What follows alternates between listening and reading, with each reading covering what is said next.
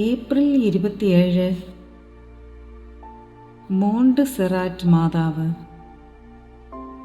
880-ാം ആണ്ടിൽ ആട്ടിടെ കുട്ടികളാണ് ആദ്യമായി മോണ്ട് സെറേറ്റിലെ പരിശുദ്ധ കന്യകയുടെ രൂപം കണ്ടത്. മലമുകളിൽ നിന്നും ഒരു പ്രകാശം കാണുകയും ഒരു ഗുഹയ്ക്കുള്ളിൽ കന്യകാമറിയത്തിൻ്റെ രൂപം കുട്ടികൾ കാണുകയും ചെയ്തു. വാർത്ത കേട്ട ഉടനെ മാൻഡ്രേസയിലെ മെത്രാൻ പട്ടണത്തിലേക്ക് ഈ രൂപം മാറ്റുവാൻ ശ്രമിച്ചെങ്കിലും ഭാരം കൂടുതലായതുകൊണ്ട് ആ ശ്രമം അസാധ്യമായി. മാതാവിനെ എവിടെ കണ്ടുവോ അവിടെ ആയിരിക്കുവാനാണ് മാതാവ് ആഗ്രഹിക്കുന്നുവെന്ന് മനസ്സിലാക്കിയ മെത്രാൻ അവിടെ ഒരു പള്ളി പണിയുവാൻ കൽപ്പിച്ചു.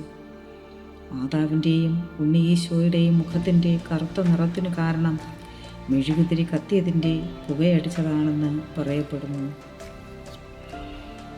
പരിശുദ്ധമേ ദൈവമാതാവേ, ഇന്ന് ദൈവവിശ്വാസത്തിൽ നിന്ന് അകന്നു പോകുന്ന ധാരാളം പേരുണ്ട്.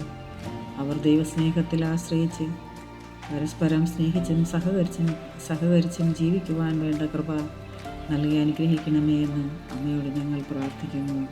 Ave Maria.